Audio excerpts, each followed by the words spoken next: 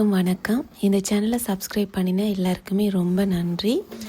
இந்த வீடியோ எதுக்காகன்னா, நான் ரீசெண்டாக வந்து அமேசானில் குக்வேர் செட் ஒன்று ஆர்டர் பண்ணியிருந்தேன். ஸோ அந்த செட்டை வந்து அன்பேக் பண்ணுறதும் அண்ட் நான் கிச்சனை எப்படி அரேஞ்ச் பண்ணுறேன்றதை பற்றியும் தான் இந்த வீடியோவில் பார்க்க போகிறீங்க. ஸோ வீடியோவுக்கு போகிறதுக்கு முன்னாடி நான் ஒரு ஹாப்பியான நியூஸ் வந்து உங்களோட ஷேர் பண்ணணும். எங்களுக்கு ரீசெண்டாக தான் பிஆர் கிடைச்சிது. ஆஸ்திரேலியா வந்து 2 இயர்ஸில் பிஆர் கிடைச்சிது. ஸோ இனி வந்துட்டு கொஞ்சம் கொஞ்சமாக திங்ஸ் வாங்க வேண்டி இருக்கிறதால அதுலேயும் மெயினாக வந்து குக்வேர் செட் வந்து வாங்க வேண்டி இருந்துச்சு. ஸோ அதனால் அமேசானில் ஆர்டர் பண்ணியிருந்தேன். அமேசானில் கொஞ்சம் சீப்பாக வாங்கக்கூடிய மாதிரியே இருந்துச்சு. என்ன சொன்னால், இப்போது இதெல்லாம் நாங்கள் சும்மா நார்மல் ஸ்டோரில் வாங்க போகிறோம்னு சொன்னால் அங்கே வந்து ஒரு சின்ன சைஸ் உள்ள ஸ்டீல் குக்வேர் வந்து ஒரு $30 to $35 தான் இருக்கும். கொஞ்சம் கொஞ்சம் சைஸ் கூட கூட $10 வந்து இன்க்ரீஸ் பண்ணிகிட்டே போவாங்க. ஸோ வந்து 6 குக்வேர் செட், அந்த 6 செட் வந்து எனக்கு சீப்பாக வந்து அமேசானில் கிடைச்சிது. கிட்டத்தட்ட $110 மாதிரி. ஸோ நல்ல வெயிட்டாக இருந்துச்சு. ஸோ பார்க்க வந்து வேர்த்தான ஒரு ப்ராடக்ட் மாதிரி தான் எனக்கு இருந்துச்சு. ஸோ ஆர்டர் பண்ணின திங்ஸ் எல்லாம் வந்ததால் எனக்கும் வந்து அதை அரேஞ்ச் பண்ண வேண்டி இருந்தது. பட் ஸ்பேஸ் வந்து சரியான குறைவாகவே இருந்துச்சு. அதுக்கு ஒரு ரீசன் வந்து நிரம்ப வந்து தேவையில்லாத ஐட்டம்ஸ் எல்லாம் இருந்துச்சு. நாங்கள் வந்து கூட எரிய விருப்பம் இல்லாமலே நிரம்ப வந்து சேர்த்து வச்சுருப்போம். ஸோ அதெல்லாமே எனக்கு க்ளீன் பண்ணும்போது தான் தெரிய வந்துச்சு. ஸோ வந்து நான் எப்படி வந்து எல்லாத்தையுமே அரேஞ்ச் பண்ணி ஸ்பேசியஸாக அந்த ஒரு நீட் லுக்கோட வச்சிருக்கலாமன்றது தான் யோசிச்சுட்டு இருந்தேன். ஸோ வந்து எனக்கு அந்த இப்போ நான் பார்த்த இடம் வந்து கொஞ்சம் கூட ஸ்பேஸ் உள்ள இடமா இருக்கிறதால அதுக்குள்ளே உள்ள திங்ஸ் எல்லாத்தையும் வெளியே எடுத்து வச்சுட்டு அதுக்குள்ளே வந்து அந்த பாத்திரங்கள் எல்லாத்தையும் அடுக்கி வைப்போம். அமேசானில் இப்போ வந்ததும் அண்ட் இனி எனக்கு தேவைப்பட குக் பண்ணுறது, அது ஆல்ரெடி யூஸ் பண்ணின பாத்திரங்கள் எல்லாத்தையும் அதில் செட் பண்ணி வச்சுருவோம்னு சொல்லி அதை வந்து நான் க்ளீன் பண்ணி கொண்டிருந்தேன். ஸோ அதை வந்து ஒரு டெட்டால் ஸ்ப்ரே ஒன்று போட்டு ஸ்ப்ரே ஃபுல்லாக பண்ணிவிட்டு அதை வந்து துடைச்சி எடுத்துட்டு அதுக்கு பிறகு வந்து இந்த பாத்திரம் எல்லாத்தையும் நான் ஒழுங்குபடுத்தி வச்சினேன். ஸோ நான் வந்து அதோட பெரும்பாலும் இந்த டிஷ் வாஷ் பண்ணுற டிஷ் வாஷை வந்து நான் யூஸ் பண்ணுறதே இல்லை. கையால் தான் பெரும்பாலும், அதாவது கையால் தான் எப்போவுமே கழுவுறேன் நான். பட் நான் யோசித்தேன் என்னென்னா, அந்த டிஷ் வாஷ் உள்ள இடத்துல வந்து நாங்கள் வாஷ் பண்ணின எல்லா டிஷ்ஷஸ் மற்றது எல்லாத்தையுமே வந்து அதுக்குள்ளே அரேஞ்ச் பண்ணி வச்சா ஈஸியாக இருக்கும்னு யோசித்தேன். ஏன்னா அது வந்து புதுசாக வந்து எங்களுக்கு செட் பண்ணி தந்தவங்க அந்த இடம். ஸோ ஓகே, அதுக்குள்ளேயே எல்லாத்தையும் வச்சுருவோம்மாண்டா அதையும் யோசிச்சு வச்சேன். அண்ட் இன்னொன்று வந்துட்டு இந்த நான்ஸ்டிக் குக்வேர் செட் இருக்குது தானே, அது வந்து ஆல்ரெடி யூஸ் பண்ணினது. அது கோட்டிங் உள்ளது. ஸோ கோட்டிங் உள்ளது என்னென்னா, அது வந்து கலரை பார்க்குது. ஸோ கலரை பார்க்குறது அது வந்து ஹெல்த்துக்கும் கூடாதுன்றதால அது இனி யூஸ் பண்ணக்கூடாது. அந்த மாதிரி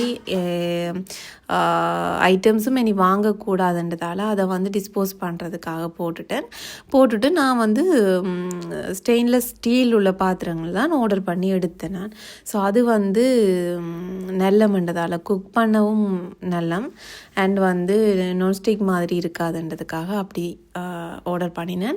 இங்கால பார்த்தீங்கன்னு சொன்னால் ஆதன் பாப்பா வந்து அழுதுட்டு இருந்தார். ஸோ அவரை சமாதானப்படுத்திட்டு ஒரு இடத்த வச்சு விளையாட்டு காட்டிட்டு இங்கால நான் திரும்ப க்ளீன் பண்ணுறதுக்கு வந்துட்டேன். நான் வந்து டிஷ் வாஷ் பண்ணிவிட்டு அந்த தண்ணியெல்லாம் போக விட்டுக்கு அந்த பாத்திரம் எல்லாத்தையும் இந்த இடத்துல தான் வைப்பேன். பட் அது பார்க்க வந்து இது வந்து ஓப்பன் கிச்சன்ன்றதால ஸோ யாரும் விசிட்டர்ஸ் யாரும் வந்தாங்க அப்படின்னு சொன்னால் ஃப்ரெண்ட்ஸ் ஆக்கள் யாரும் வந்தால் அந்த விசிபிளுக்கு வந்து ஒரு நல்லா இருக்காதுன்றதால அது நான் ஃபுல்லாக எடுத்துட்டு அதை க்ளீன் பண்ணிவிட்டு அதில் வந்துட்டு டெய்லி யூஸ் இப்போ ஸ்பைசஸ் அந்த மாதிரி ஐட்டம்ஸ் வந்து அதில் செட் பண்ணி வைக்கலாம் நீட்டாக.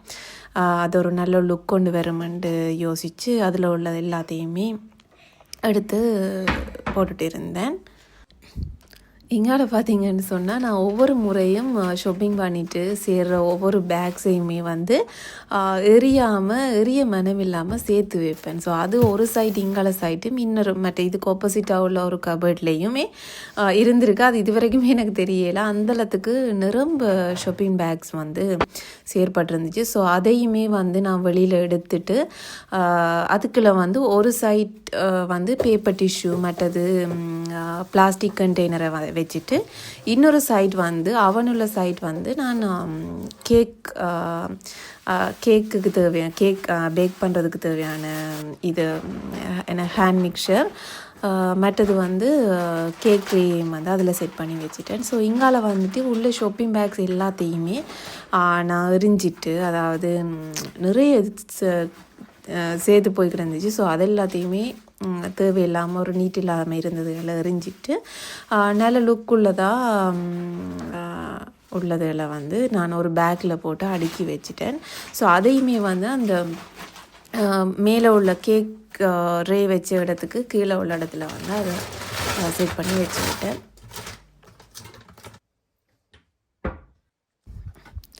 இதில் வந்து எக்ஸுக்கு மேலே உள்ள கபர்ட் வந்து ஈஸி ஆக்சஸ் மாதிரி இப்போது குக் பண்ணிகிட்டு இருக்கும்போதே அது படக்குன்னு பக்கத்தில் எட்டி எடுத்து போடக்கூடிய மாதிரி இருக்கும். ஸோ அதனால் வந்து அதில் ஸ்பைசஸ் மற்றது வீட் ஃப்ளோர் அந்த மாதிரி மற்றது சோல்ட் இதுகள் எல்லாத்தையும் அதில் செட் பண்ணி வச்சுட்டு தாளிக்கிற ஐட்டம் எல்லாத்தையும் வச்சுட்டு இங்கால இப்போ நான் அரேஞ்ச் பண்ணிகிட்ருக்கிறேன்னு பாருங்கள். அதுக்குள்ளே வந்து கொஞ்சம் எப்பயாச்சும் தேவைப்படுற மாதிரியான ஐட்டம்ஸை வச்சுருந்தேன். அதாவது ஓட்ஸ் மற்றது அவல் கடலை plain floor self rising floor இந்த மாதிரி ஐட்டம்ஸ் வந்து இங்கால வந்து அடுக்கி நீட்டாக வச்சு கொண்டிருந்தேன். ஸோ இங்கால பார்த்திங்கன்னா ஒவ்வொரு ட்ராவருக்கையும் வந்து தேவையில்லாத திங்ஸ் தான் நிரம்ப இருந்துச்சு. அது பேப்பர்ஸ் கூட இருந்துச்சு. ஸோ அது எல்லாத்தையுமே எடுத்து வழியில் போட்டுட்டு அதை வந்து க்ளீன் பண்ணிவிட்டு அதே ஸ்ப்ரே பண்ணி க்ளீன் பண்ணிவிட்டு அதுக்கு நான் என்ன யோசிச்சேன்னு சொன்னால் மேலே உள்ள ட்ராயருக்கு வந்துட்டு இது பேக்கிங் ஐட்டம்ஸ் பேக் பண்ணுற ஐட்டம்ஸ் வச்சு விடலாமன்ட்டு. ஸோ பேக்கிங் பேப்பர் மற்றது aluminium paper baking soda baking powder மற்றது எசன்ஸ் அந்த மாதிரி மற்றது வெயிட் பண்ணுற அந்த மிஷின் இது எல்லாத்தையுமே அதுக்குள்ளே செட் பண்ணி வச்சுட்டு லாஸ்ட் 2 ட்ராயருக்கையும் வந்து ஸ்டாக் பண்ணி வச்சேன்.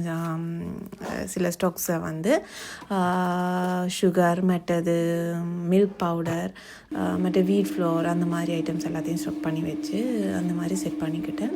ஸோ இங்கால பார்த்தீங்கன்னு சொன்னால் இதுக்குள்ளே நான் கூடுதலாக வந்து டீ போடுற ஐட்டம்ஸை வந்து இதுக்குள்ளே செட் பண்ணி வச்சுக்கிட்டேன்.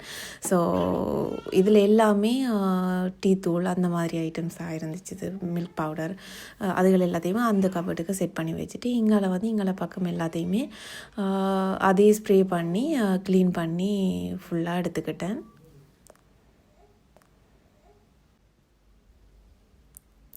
ஸோ ஒரு மாதிரி எல்லா சைட்டுமே க்ளீன் பண்ணி எல்லாம் செட் பண்ணி வச்சுட்டு இங்கால வந்து வாஷ் பண்ண வேண்டிய ஐட்டம்ஸ் எல்லாத்தையுமே எடுத்து வாஷ் பண்ணி பக்கத்தில் நான் வந்து வச்சுட்டேன். ஸோ வச்சுட்டு எல்லாத்தையுமே க்ளீன் பண்ணி எடுத்துட்டேன்.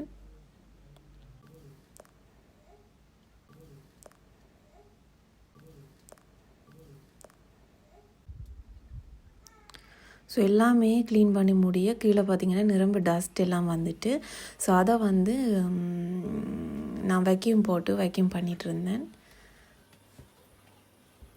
ஸோ ஃபைனலாக வந்து லுக் இப்படித்தான் இருந்துச்சு.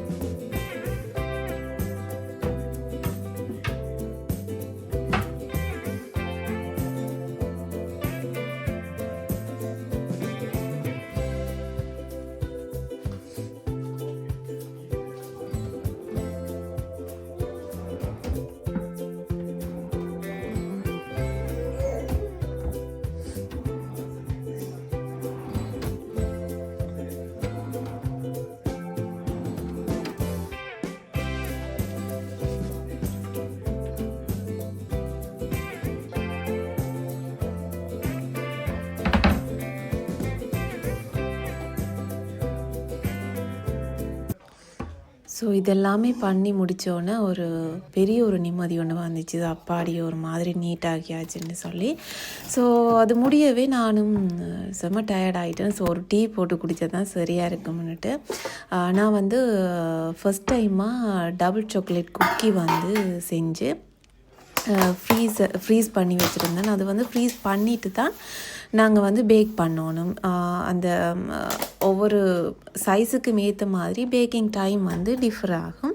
ஸோ இது வந்து 10 to 15 மினிட்ஸ் மாதிரி வைக்க வேண்டியிருந்துச்சு. ஸோ அதை வச்சு அதுக்கு முதல் நான் ப்ரீ ஹீட் பண்ணிவிட்டு அவனை இதை வந்து நான் ஒரு 15 மினிட்ஸுக்கு செட் பண்ணி வச்சுட்டு இங்கால பார்த்திங்கன்னு சொன்னால் டீ போட்டுருவோம்னு சொல்லி ஹாட் வாட்டர் வச்சுட்டு ஸோ டீ போடுறதுக்கு ரெடி பண்ணி கொண்டிருந்தேன்.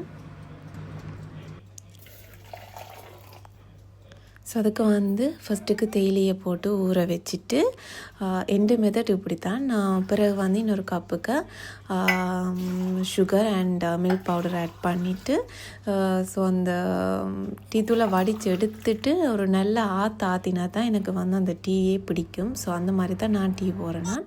ஸோ டீயும் போட்டு முடிய இங்கே வந்து குக்கி வந்து சூப்பராக பேக் ஆகி வந்துச்சு. இது நான் ஃபஸ்ட் டைம் ட்ரை பண்ணினபடியாக அந்த சரியான ஸ்ட்ரக்சர் வந்து வரையில. அப்படி இருந்துமே இது ஓகே தான் ஸ்ட்ரக்சர், இருந்தாலுமே அந்த பர்ஃபெக்ட் இது வரையில.